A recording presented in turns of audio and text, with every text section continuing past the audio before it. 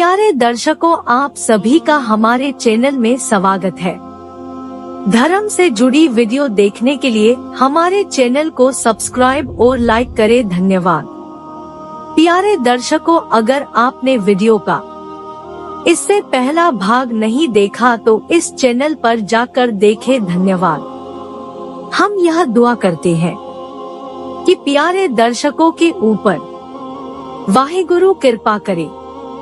सभी प्रेम से बोलो वाहिगुरु। जीवन वृत्तांत। श्री गुरु रामदास जी।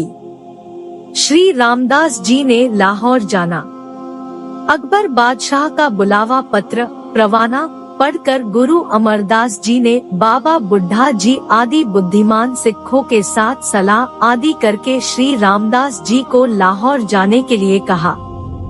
जब श्री रामदास जी ने कहा कि महाराज, मैंने कोई शास्त्र आदि ग्रंथ नहीं पढ़ा, शिकायतकर्ताओं के प्रश्नों का उत्तर किस तरह दूंगा?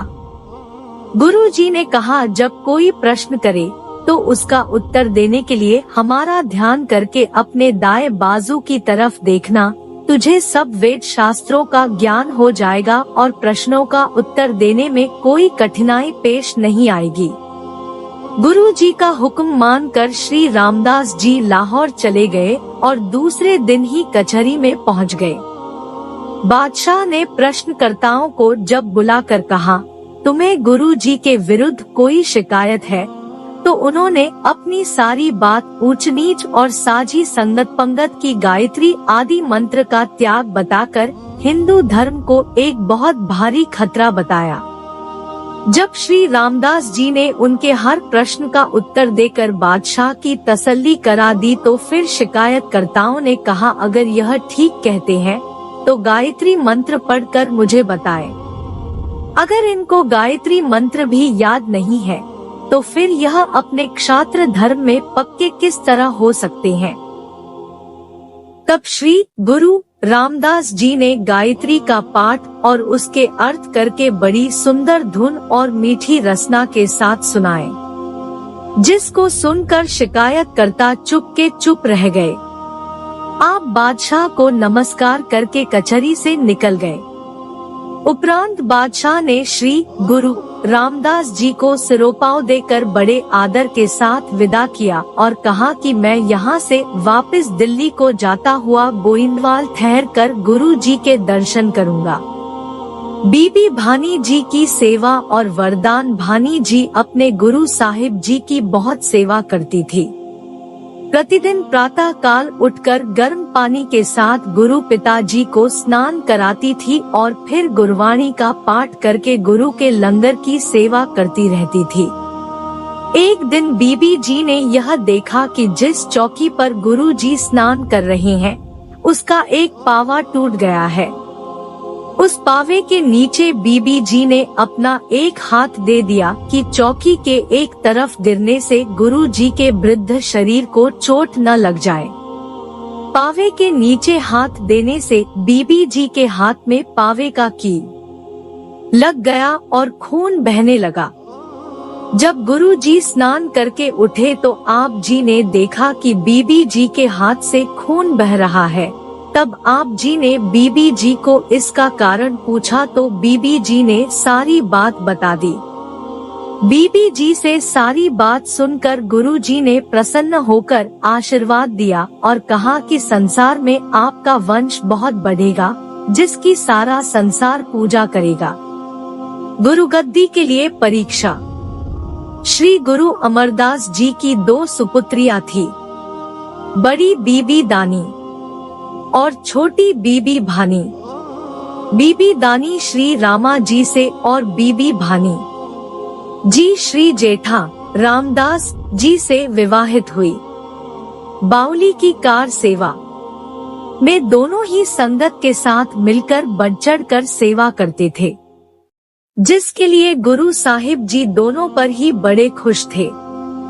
इस कारण दोनों में से एक को गुरु गद्दी के योग्य निर्णित करने के लिए गुरु जी ने एक बड़ी साधारण सी परीक्षा सोची।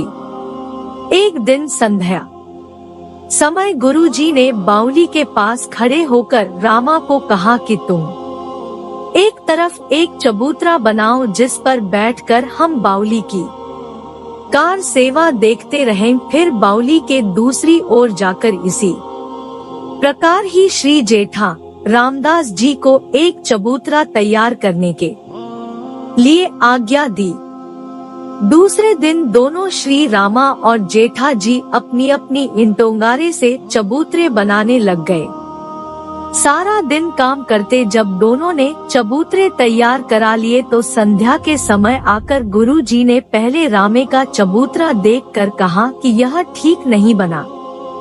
रामे ने कहा, महाराज, मैं आपके बताए अनुसार यह ठीक ही बनाया है, परंतु गुरुजी ने उसको चबूतरा बनाने के लिए आज्ञा दी। फिर गुरुजी ने दूसरी ओर श्री रामदास जी का चबूतरा देखकर कहा, तुम हमारी बात नहीं समझे, इसको तोड़कर फिर बनाओ।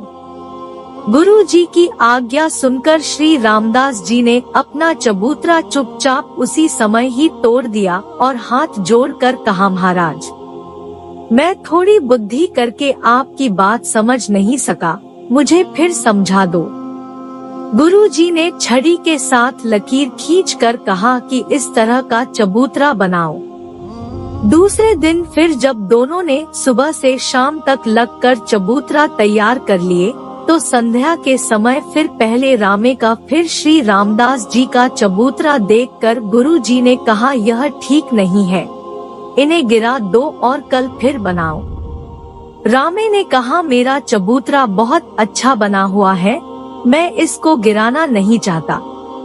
तब गुरुजी ने अपने एक सेवक से चबूतरा गिरवा दिया और रामे को कहा कि कल ध्यान पूर्वक बनाना।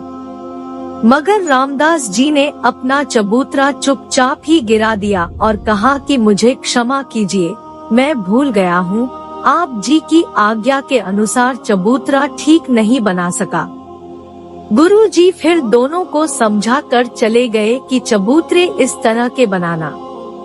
तीसरे दिन जब फिर दोनों ने चबूतरे तैयार कर लिए तो गुरुजी ने फिर रामे का चबूतरा देखकर कहा, तुमने फिर भी उस तरह का चबूतरा नहीं बनाया जिस तरह का हमने कहा था, इसको गिरा दो।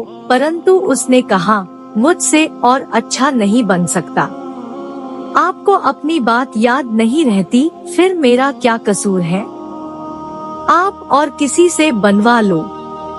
रामे का यह उत्तर सुनकर गुरुजी चुप करके श्री रामदास जी के पास चले गए। चबूतरा देखकर कहने लगे, यह चबूतरा तुमने फिर भी ठीक नहीं बनाया, आप हमारे समझाने पर भी नहीं समझे। श्री रामदास जी ने हाथ जोड़कर कहा, महाराज, मैं अल्पबुद्धि वाला हूँ, आप जी की कृपा के बगैर मुझे समझ नहीं आ सकती।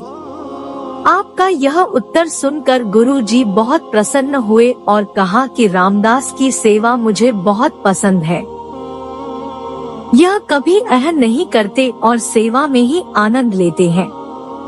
अगला भाग देखने के लिए चैनल को सब्सक्राइब और लाइक करें।